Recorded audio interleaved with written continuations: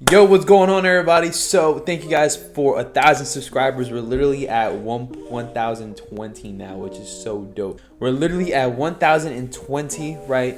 And I couldn't be more grateful. Thank you guys for subscribing, liking, commenting. All of those who you do, I always reply. Emails, I always reply, and I really do appreciate it. But my last video 6 days ago was how to get funded in 2025, right? Where I dropped some gems talking about, verbally how to, mentally, emotionally pass, right?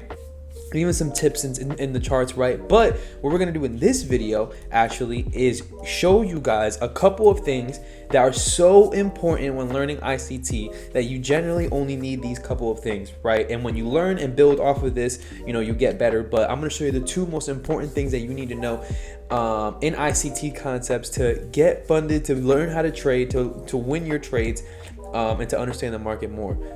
Yes, we do still have our Christmas tree. Me and Haley don't know when is the time to take it down, so it'll be up there until we feel like it. But enough of that. Let's get into the charts.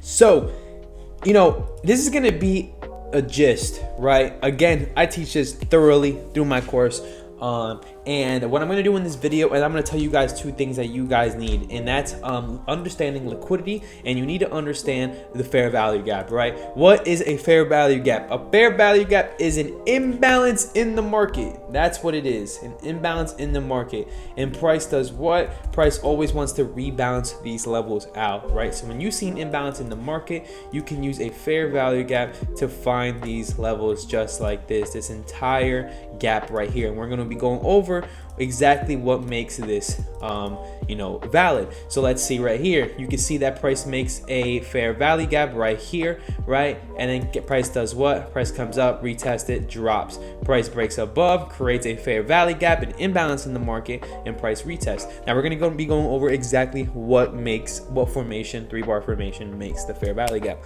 The second thing that we're going to learn, right, that's going to be very important, is going to be liquidity levels. What happens at these levels? We're going to talk about it briefly. As always, if you guys want to know, please email. Email is going to be in the description. Inquire about trading and the course and everything in between. But anyways, we're going to start getting into the actual lesson. So let's start off with fair value gaps, right? Fair value gaps, imbalances in the market. Price always wants to rebalance these levels out, right? And what creates a fair value gap and what does it look like? We're going to be going over that right now. To start, it's going to be a 3-bar formation, right? It's going to consist of 3 bars right here, right? Let's just take something like this, right?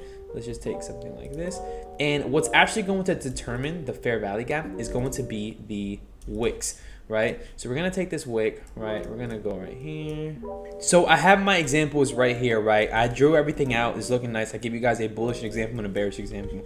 Now, what are we looking for? Again, this is an imbalance in the market, and these going to be determined mainly by the wicks, right? When you draw the fair value gaps, take notes. They're drawn from wick to wick, okay? Now I'm gonna take this box. We're gonna take the magnet, right? You want to be very precise. Now it's a 3-bar formation. The fair value gap is going to be determined by the first candle and the third candle, right? So in this bullish scenario right here, this is the first candle, second and third. This first and this third one is going to be what really identifies the fair value gap. And what you're looking for, right, is an overlap in the wicks, right? So right here, you can see that this first candle and this third candle, the top of the wick here and the bottom of the wick here, there is a gap. Imagine that this wasn't even here, right? You see how there's a gap between here to here? That would be your imbalance in the market right here, right? This is the imbalance in the market. You come over here and you bring this back, right? It just so happens that this candle lies in between it, right? This is a 3-bar formation.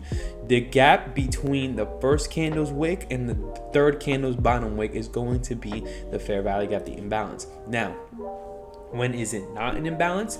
Well, if you grab this wick, let's delete this fair value gap. If you grab this wick, right? And let's just say this candle's wick ends up being like this. Let's just say this candle ends up being like this. Guess what? Let's get rid of this candle and let's try to find the gap between the first candle's top wick and the third candle's bottom wick. Right here. And guess what? There is no gap. It actually comes under. This is not a fair value gap. There has to be a gap. It has to look like this, an actual gap. The wicks cannot overlap. That's what creates an imbalance in the market. Gap. The wicks cannot overlap. That's what creates an imbalance in the market. And don't get me wrong, this can happen on either side, right? This wick can be taller. And in this case, you go from this wick, and guess what? There is no gap up, right? It goes actually down. Those wicks overlap. Now, if you want to see an in chart, example on the actual charts, it's going to be right over here. And you're going to find fair value. You're going to find imbalances all over the market, right? Right here. First candle, second candle, third candle, right? We're going to go from the first candle's top wick to the third candle's bottom wick. There's a huge gap. That is a fair value gap. There's another one right here. First candle, second candle, third candle, first candle's wick, third candle's wick. Boom. Another one right there. Let's go to this one, right? We're going to go to the 3-bar formation right here. Look for 3 candles, right? Let's look at these 3 candles. First of all, let's go to this one, right? First candle, second candle, third candle. Boom. Fair value gap. Okay, let's go look at examples that are not. Here's a bunch, right? Look at this candle. Look at this candle. Second candle, third candle. Top wick, bottom wicks all the way down here. No fair value gap. Okay, fair value gap right here. First candle, second candle, third candle. Boom, fair value gap. First candle, second candle, third candle. Guess what? Boom, fair value gap. All over the place. They're all over the place, right? Now let's look at one that's not a fair value gap. Right here. First candle, second candle, third candle. First candle's wick is up here. Third candle's wick is down here. No fair value gap, right? These are going to be all over the market, literally all over the market. These candles cannot overlap. Same exact thing with the bearish scenario, right? First candle, second candle, third candle. First candle's bottom wick, third candle's top wick. Imbalances right here. That creates your fair value gap right there, right? Just imagine this one's not here, okay? Now let's just say that this wick came down here and this wick came up here. Let's just say, well, guess what? There is no gap down. It goes up. You see that? That is not a fair value gap. That is not. They cannot overlap. Right here is neutral. No fair value gap here. But even if it's like this, boom, boom, that's a fair value gap, okay? That's an imbalance in the market. Now, go into the chart. Let's find these over here, right? A big one, first, second, third.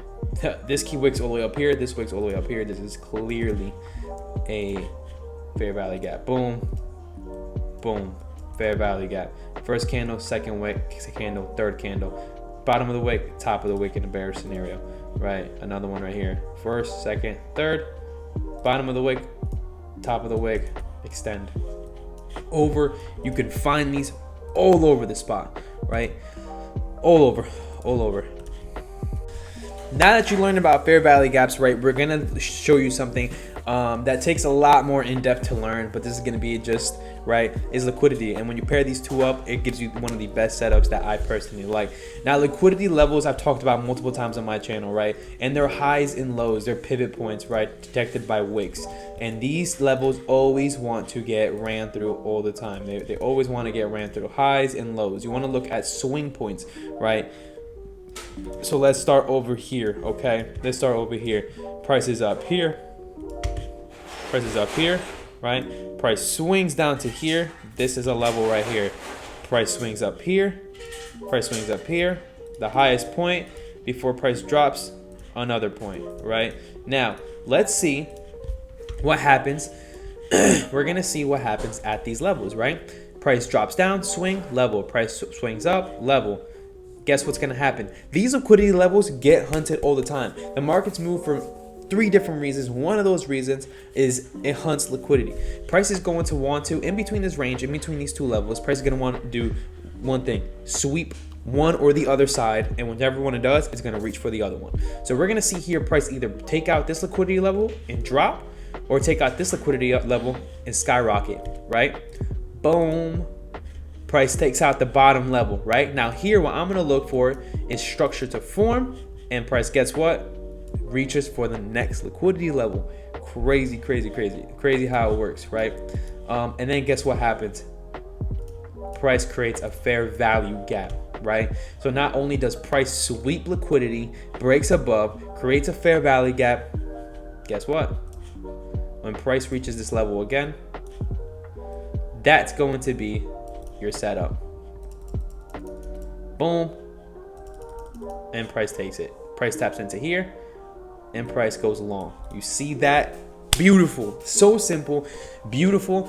All you need in the markets, ICT concepts. Just kidding. There's a lot more to it, but this is the basis of it. Now, it doesn't matter how long a level is drawn, right? That level will always be important. So what we're going to do, right? What we're going to do is we're actually going to wait and see what happens when this level here gets taken down. And let me tell you something. Eventually, every high and low will get taken, right? It always wants to hunt for those highs and lows, even if it's going to take a day, a week, a month, whatever. In this scenario, we're going to just go ahead and skip along, right? Go ahead and skip along, and we're going to show you what happens here, right? Price is finally reaching this level over here. Just because this was drawn, let's see. Just because this was drawn on a Thursday, January 2nd, and this was 20th of December, right? Guess what? Guess what price is going to do here? Price is going to reverse out these levels, and that's the importance of liquidity that I'm trying to teach you. Price will always hunt these levels, and they will always bounce off of them, right? Sometimes the market may continue to go in either direction, and that's what happens, but you can really pair these two things up together to get a trade out. So in this scenario, price comes right here, sweeps this liquidity level that is so important, okay? And price is going to go to the upside. We get a fair value gap right here, right? And price just continues to blow up, right? Price just continues to blow up. And guess what? Price takes out all these levels. All these levels over here, right? Price comes down, sweeps, and price pushes up, sweeping all these levels. So guess what is going to happen? This level up here is most likely going to get turned. So these liquidity levels are important. These liquidity levels always want to get swept. Now, pairing the two of them together, now we're going to see. Now, pairing these two together is so crucial because that's what's going to give you that A+ setup, right? The reason why is because when you have a liquidity sweep, it's not just simply a level getting swept, right? What's happening here is the market is taking out traders and building up liquidity to continue the market moving, right? Liquidity sweeps are very, very crucial when it comes to the market, the way the market moves, right? And when you pair this up with an imbalance in the market that you know is going to get retapped into, is you're going to get that A+ setup. So let's see the difference between the two, right? Here you have a fair value gap, okay, that gets formed after this three bar formation. Price comes up, taps into it, price shorts, right, reaches your targets, these lows. But here is the real A+ setup, right? When you have two of these in confluence, price comes down, sweeps this key level right here, breaks back above, right, creates an imbalance. Now you have two confluences. You have a key level sweep and you have a fair value gap. Price does what? Price taps into it right here. This is where you just set that buy limit right here, guys. This is where you just set that buy limit. And I know this is in hindsight, this is back testing, right? But how else you guys want me to show you? I'm not live trading right now. It's 9 o'clock in the morning, right? And the price goes for a 3-to-1. Right, and price just skyrockets. Okay, so there's a difference. There's a big difference in just taking any trade. Right, look at this one over here. This one over here creates a fair value gap right here, right, and price comes down in, taps into it, and skyrockets. Okay, and it happens over and over and over and over again in the markets, and you just want to keep looking for it. Look over here, fair value gap. Boom, price creates a fair value gap. Right, price comes up, taps into it, and price completely drops. Now what happens when you get a key level sweep? Look at this right here. Look at what liquidity does. Liquidity taps into this level and price skyrockets up. Again, beautiful trades. You can see liquidity and you can see these fair value gaps working, and when they work in together in tandem like this, it's beautiful. It's a beautiful setup. I'm gonna look for one more that deals with both of them being ran through. All right, so here is a beautiful run, right? We have a low all the way down here. This is a major low and price is choppy. Guess what happens? Price is going to drop, right? price is going to drop into this level right here, and this is actually the New York candle. This is at 10 a.m. So this is a valid trade. Price comes up and sweeps this level, right? That's step number one.